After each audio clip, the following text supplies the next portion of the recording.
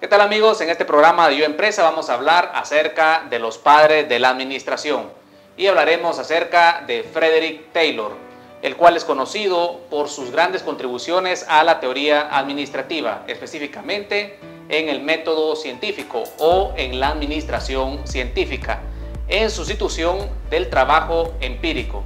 Así que hoy en Yo Empresa hablaremos entonces del padre de la administración científica, Frederick Taylor.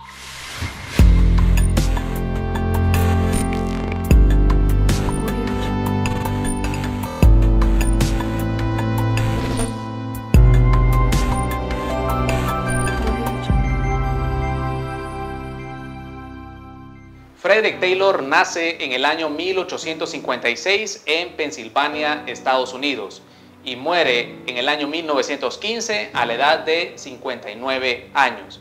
Fue un ingeniero industrial y economista de Estados Unidos y aportó grandes conocimientos en la sustitución del método empírico por el método científico, por lo cual es conocido como el padre de la administración científica por la publicación de su libro en 1911 como Los principios de la administración científica. Taylor desde su adolescencia comenzó a perder la vista y por su comprensión débil no podía participar en deportes o cualquier actividad que necesitara mucha fuerza. Eso lo marcó de por vida, por lo que se dedicó a estudiar el esfuerzo físico, los movimientos, los lugares de trabajo para obtener información e incrementar la eficiencia en cualquier actividad, tanto en el deporte como en la producción. Frederick Taylor, a diferencia de otros, se enfocaba en las herramientas y en los métodos de trabajo, es decir, se enfocaba en la parte operativa de las organizaciones para incrementar su eficiencia y eficacia. A diferencia de otros, como el caso de Henry Fayol, que centraba toda su teoría en la parte gerencial. Para Taylor, el hombre es por naturaleza perezoso y por lo tanto realiza lentamente su trabajo, haciendo creer al empresario que está dando lo mejor de sí. Por ello, se deben medir los tiempos y los movimientos de estos trabajadores para estudiarlos y encontrar la mejor combinación de movimientos musculares para elevar la producción y también dar uniformidad a los procesos, lo que no ocurría en el antiguo sistema empírico. Para ello era necesario dividir entre quienes piensan las mejores maneras de hacer el trabajo y quienes tienen las fortalezas físicas para ejecutarlo. A los primeros se les daba la responsabilidad de adiestrar a los segundos hasta obtener de ellos el mayor rendimiento que su cuerpo pudiera dar. También habla de la especialización de tareas, pues de esta manera el trabajador gana más tiempo y destreza haciendo lo mismo todos los días. Taylor explicaba las etapas para poner en funcionamiento su nueva organización científica del trabajo. En primer lugar, hallar de 10 a 15 obreros hábiles en el trabajo a analizar. 2. Definir la serie exacta de movimientos elementales que cada uno de los obreros lleva a cabo para ejecutar el trabajo analizado, así como los útiles y materiales que emplea. 3.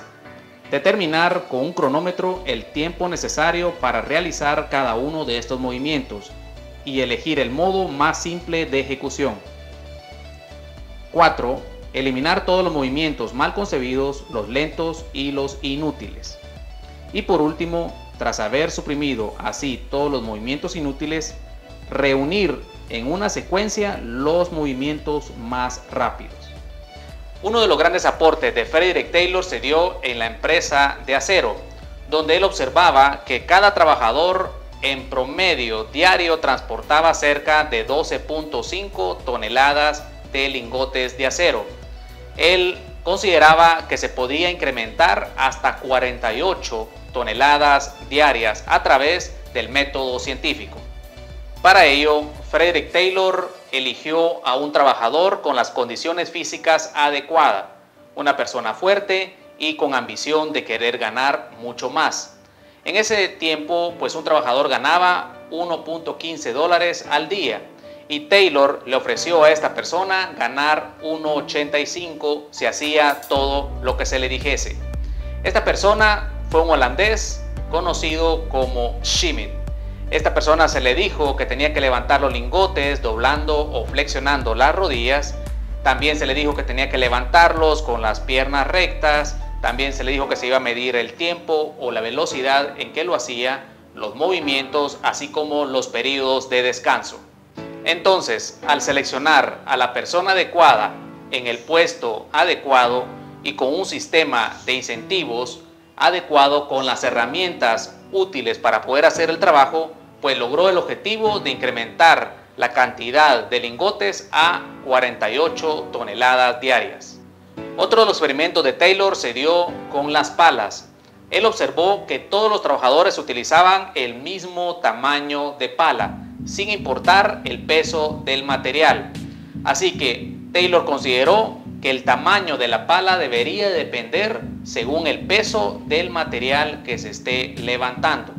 Así, determinó que el tamaño óptimo a levantar por pala debería de ser de 21 libras.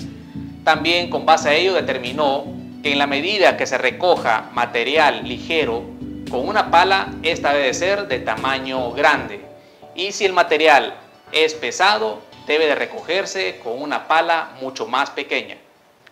Los grandes aportes de Frederick Taylor están contenidos en su libro Los Principios de la Administración Científica, publicado en el año 1911, de los cuales se encuentran los 4 principios fundamentales de la administración científica, del cual podemos observar el primero, principio de la planeación, el cual consiste en la sustitución del método empírico por el método científico, es decir, la sustitución del trabajo improvisado, del trabajo según el criterio del trabajador, por métodos mucho más científicos y mucho más estudiados. El segundo principio es el principio de la preparación, el cual consiste en seleccionar científicamente al trabajador de acuerdo a ciertas aptitudes necesarias para desempeñar muy bien el trabajo. Así también poder proveerle de las herramientas y de la maquinaria necesaria para poder realizar el trabajo de acuerdo a los objetivos planteados. El tercer principio podemos observar que es el principio de control, el cual consiste en controlar para certificar que el trabajo se esté realizando de acuerdo a las normativas. Y por último, el principio de la ejecución, el cual consiste en distribuir adecuadamente las funciones y las responsabilidades de cada trabajador para realizar pues la labor de forma disciplinada. Entonces, podríamos resumir todos los aportes de Frederick Taylor como el padre de la administración científica en 5 puntos importantes. En primer lugar, él contribuyó a la creación del fundamento de la organización racional del trabajo. En segundo lugar, la administración científica en sustitución del método empírico. En tercer lugar, la selección adecuada y científica del recurso humano. En cuarto lugar, la introducción de sistemas de incentivo adecuados para incrementar la motivación y la productividad de los trabajadores. Y en último lugar, pues los trabajos estandarizados. A partir de ahí, los trabajos se convirtieron en mecánicos y repetitivos. Pues bien amigos, estos fueron los grandes aportes de Frederick Taylor, considerado como el padre de la administración científica. Sus principios actualmente son de gran importancia en los talleres o en los trabajos operativos. Una de las grandes críticas que recibió este autor es que consideraba al ser humano como una máquina, es decir, que con un sistema de incentivo adecuado iba a rendir de mejor manera. Posteriormente a sus teorías, pues surgieron otras con un enfoque mucho más humano. Dentro de ellas está la teoría, por ejemplo, de Elton Mayo, que vamos a ver mucho más adelante. Así que recuerda suscribirte al canal. Soy Alex Calderón y esto es Yo Empresa.